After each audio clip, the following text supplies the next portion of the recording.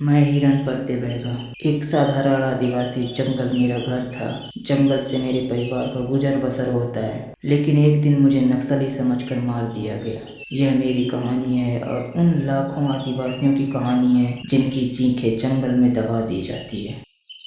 मंडला मध्य प्रदेश के एक ऐसा जिला जहां जंगल की हरियाली और आदिवासियों की संस्कृति एक दूसरे से जुड़े हैं, लेकिन यही जंगल आज मासूमों के लिए कब्रगाह बन चुका है। यह कहानी है हिरन परते बैगा की, एक निर्दोष आदिवासी की जिसे पुलिस ने नक्सली समझकर मार डाला। यह कहानी उन हजारों आदिवासियों की है जिनकी आवाज को दबा दिया जाता है।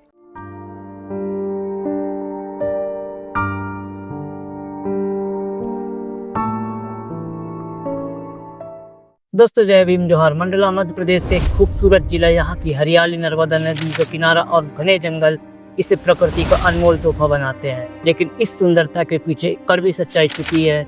यह जिला नक्सल प्रभावित क्षेत्रों में से एक है और इसकी सबसे बड़ी कीमत चुकाते हैं यहाँ के बैगा जनजाति समुदाय के लोग। बैगा समुदाय जिन्हें राष्ट्रीय मानव का दर्जा प्राप्त है, एक ऐसा आदिवासी समुदाय है जो जंगल को अपनी माँ की तरह मानता है। यही जंगल इनकी आय का मुख्य स्रोत है। ये लोग जंगल से जड़ी बूटियां, लकड़ी और महुआ इकट्ठा करके अपनी आजीविका चलाते हैं। उनके लिए जंगल सिर्फ संसाधन नहीं, बल्कि उनकी संस्कृति, उनकी पहचान और उनका मंदिर है। दोस्तों हिरन परते बैगा भी इसी समुदाय का पार्ट था। उनके गांव में उनके परिवार, उनकी पत्नी और उनके 5 बच्चे थे, जिसमें सबसे छोटा बच्चा महज 8 साल का है, जो कि हर सुबह के जैसे उस दिन भी हिरन जंगल अपने परिवार की जरूरत की चीजें इकट्ठा करने के लिए जाते हैं ताकि उनके परिवार का भरण पोषण कर सके। लेकिन उन्हें क्या पता था 9 मार्च 2025 उनकी जिंदगी का आखिरी दिन होगा। दोस्तों 9 मार्च 2025 के सुबह हिरन अपने रोज काम पर जंगलों की ओर निकलते हैं। उनके परिजनों का कहना है कि वह जंगल सिर्फ वनोपज लेने के लिए घर से कुल्हाड़ी और पानी लेकर निकले थे, लेकिन दोबारा कभी नहीं लौटे और जब वापस आए तो उनकी डेड बॉडी आई।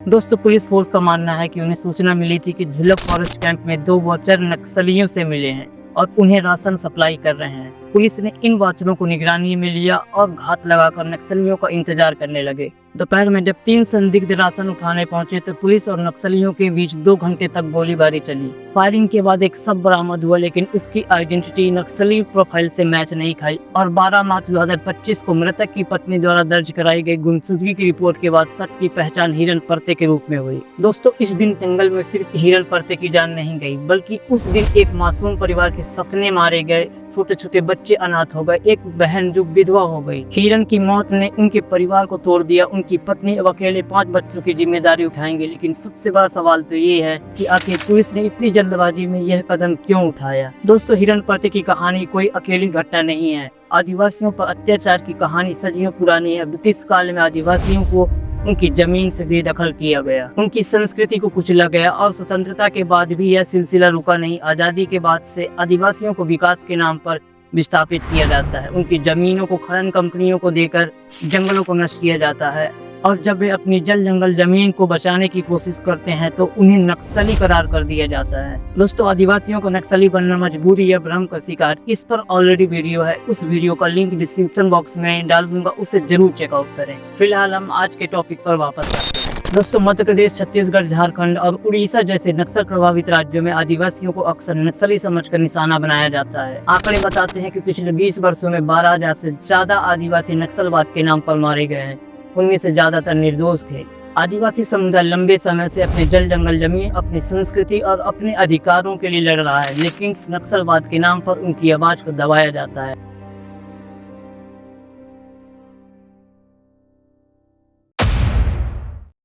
प्रायोरिटी रहेगी इसकी सीबीआई जांच करे। एक मामला ये आता है कि सरकार ने इस परिवार को 10 लाख रुपए मुआवजा दिया, सरकारी नौकरी देने का मौखिक आश्वासन दिया। एक तरफ शुरुआत में न्यूज में आया कि महिला मुठभेड़ हुआ, महिला मरी, फिर आया कि कोई व्यक्ति मरा, फिर 3 से 4। अभी तक प्रशासन ने जो प्रेस नोट जारी किया वो भी क्लियर नहीं है। प्रशासनिक अधिकारी, एसपी, आईजी, संबंधित थाना सर्कल, सबके बयान अलग अलग आ रहे हैं। मतलब इस पे कोई डाउट ही नहीं है कि फर्जी नहीं है। सरकार को स्वीकार कर लेना चाहिए, जो जिम्मेदार अधिकारी हैं, जो इसके इंचार्ज थे, जो यहाँ का एसपी था, उनको सस्पेंड करना चाहिए, उन पे कानूनी कार्रवाई होनी चाहिए और इन पे मर्डर का मुकदमा दर्ज होना चाहिए। और राष्ट्रीय मानव का दर्जा है तो वो धारा भी लग के इन पे कड़ी से कड़ी पूरी जो टीम में गए थे उन सब पे कानूनी कार्रवाई होनी चाहिए। उसको लेके भारत आदिवासी पार्टी पुरजोर तरीके से आवाज उठाएगी। आज हम यहाँ पे आए अतिश्री होगी ऐसा नहीं है, इस बात को लेके हम लड़ेंगे, सड़कों पे भी लड़ेंगे, सदन में भी लड़ेंगे, मानवाधिकार आयोग में भी लड़ेंगे और सरकार से मैं स्वयं गृह मंत्री अमित शाह जी से मुलाकात करके इस मामले को सीबीआई से जांच कराने की प्रयास करूंगा। बिल्कुल, जैसे मैंने भी इसको डीपली जानकारी लिया कि हम भी कई देखते हैं कि किस तरह से इनकाउंटर होते हैं, क्या होता है। जब भी कोई मुठभेड़ होता है, आमने सामने फायरिंग होती है तो दोनों में टकराव होता है, जोरदार तरीके से आदमी भागने की कोशिश करता है, भागने के बाद उसको गोली लगती है तो किस तरीके से गिरता है वो अलग व्यू होता है। ये जो घटनाक्रम एक प्री प्लान है, पहले उसको टॉर्चर किया गया है, पहले उसको मारा गया है बहुत बुरी तरीके से, लातों घूसों से मारा गया है क्योंकि इसके पूरे शरीर पे चोटें आई है। जो दूर से फायरिंग हुई, क्योंकि मीडिया में एक वीडियो आया था जो शायद पुलिस प्रशासन ने वायरल किया था कि दूर लाश पड़ी है, दिखाई दे रही है लेकिन उसके पास जा नहीं रही, इतनी दूरी है। SLR LMG कौन सी गन थी इनके पास, 200-300 रेंज होती है, 300-400, इतना रेंज में जाने के लिए भी उनको ये परेशानी आ रही थी कि वहां तक उसको पहचान नहीं पा रहे कि पुरुष है कि महिला है। पहले बयान नहीं आया कि वो दूर था, इसलिए कितना दूर था, 5 किलोमीटर तो था नहीं। तो ये एक संज्ञान लेने की जरूरत है और सारे शरीर पे इसके मतलब वो कहते हैं लातों गुस्से के निशान है। इसकी गर्दन भी हल्की मरोड़ी गई लग रही है, इसके चेहरे पे लग रहा है कि जो जूते से उसको मारा गया है, उसको टॉर्चर करके उसको लगा या तो वो मर गया, मरने के बाद उनको लगा कि इसको गोली मारी जाए ताकि इसको फर्जी इनकाउंटर शो किया जाए। ये प्री प्लान हुआ है, क्लियर दिख रहा है कि ये फर्जी मुठभेड़ है। बस सवाल यही पैदा होता है क्या सरकार इसको मान रही नहीं मान रही है, और सरकार इनको मान के आदिवासियों को, निर्देश आदिवासियों को जिस तरह से नक्सली के नाम से मारने का प्रयास किया जा रहा है, अभियान चलाया जा रहा है, इस पे सरकार संज्ञान लेके जो दोषी अधिकारी उस पे कार्रवाई करती कि नहीं करती है, ये अब तक सरकार को कर देना चाहिए था। अब तक हमें यहाँ पर आने की जरूरत नहीं थी, न विपक्षों की इस बात को उठाने की जरूरत नहीं थी। सरकार स्वयं संज्ञान लेके जो दोषी अधिकारी थे उस पर कार्रवाई करे। और मैं पीड़ित परिवार के लिए सरकार से कहना चाहूंगा कि सरकार के एक मंत्री का बयान आया है कि अगर वो निर्दोष पाया गया तो मैं 1 करोड़ रुपया दूंगा। 1 करोड़ से काम नहीं चलेगा, आपको 50 करोड़ रुपया देना पड़ेगा। और परिवार में 5 बच्चे हैं, 5 बच्चे और उनका भाई है, उनका पूरा भरण पोषण का, उनका एजुकेशन का, उनका भविष्य में नौकरी की पूरी जिम्मेदारी लेनी पड़ेगी सरकार को। तभी भविष्य में कोई घटनाक्रम, ऐसी घटनाक्रम करने से पहले 10 बार पुलिस फोर्स सोचेगी। जंगल में कोई भी दिखा आदिवासी, ये आदमी बताते कुल्हाड़ी लेके गया, पानी की बोतल लेके गया, ये हजारों सालों से ट्रेड रहा हुआ है कि जो भी आदिवासी समुदाय जंगल में अपने जड़ी बूटियां कुछ लेने गया तो कुल्हाड़ी साथ में लेता है, उसका हथियार नहीं, उसका आभूषण है, वो साथ में पानी लेता है। और इसी ट्रेड के साथ ये भाई भी हमारे वही गया था, लेकिन पुलिस ने न तो कुल्हाड़ी बताई है न ही पानी की बोतल बताई है, उसकी ऐसी अनजान पता नहीं ये राइफल लाके रख दी है।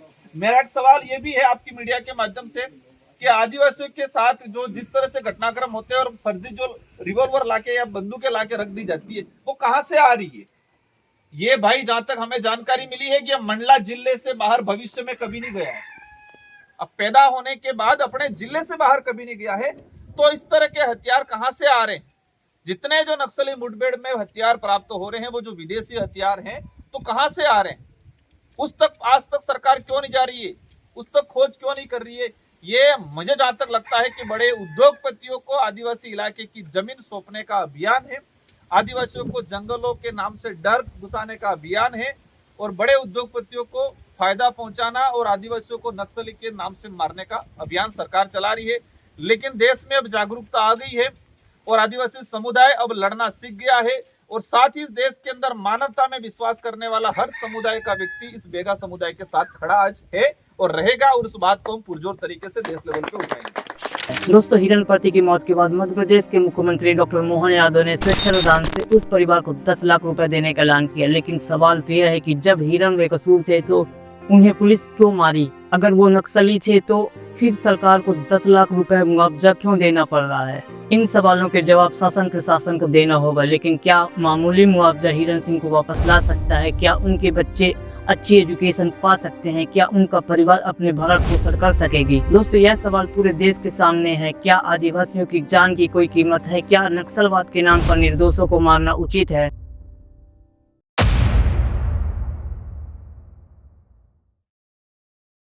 दोस्तों सिस्टम की विफलता का यह पहला मामला नहीं है। इससे पहले भी 12 आदिवासियों को नक्सली समझकर मार दिया गया। सवाल तो यह है कि आखिर कब तक यह सिलसिला चलता रहेगा। दोस्तों हिरन के मौत के बाद उनके गांव और देश के अन्य इलाकों में गुस्सा भड़क उठा है। आदिवासी समुदाय सड़कों पर उतर आया है। उनकी मांग है इस मामले की निष्पक्ष जांच और परिवार को 1 करोड़ रुपए का मुआवजा दिया जाए, एक सरकारी नौकरी दी जाए और दोषी पुलिसकर्मियों को सजा दी जाए। यह प्रदर्शन सिर्फ हिरन परते के लिए नहीं था, बल्कि उन हजारों आदिवासियों के लिए था जो हर दिन अन्याय का शिकार हो रहे हैं। यह प्रदर्शन एक उम्मीद की किरण है। यह दिखाता है कि आदिवासी अब अपनी आवाज बुलंद करने के लिए एकजुट हो रहे हैं। दोस्तों अगर आप चाहते हैं कि हिरन परते बैगा को इंसाफ मिले तो इस वीडियो को ज्यादा से ज्यादा लोगों तक शेयर करें, अपनी आवाज को संवैधानिक तरीके से बुलंद करें, क्योंकि जब तक हम चुप रहेंगे तब तक हिरन जैसे निर्दोषों की जान जाती रहेगी। आपसे फिर मुलाकात होगी किसी अन्य वीडियो में, तब तक के लिए बहुत बहुत धन्यवाद।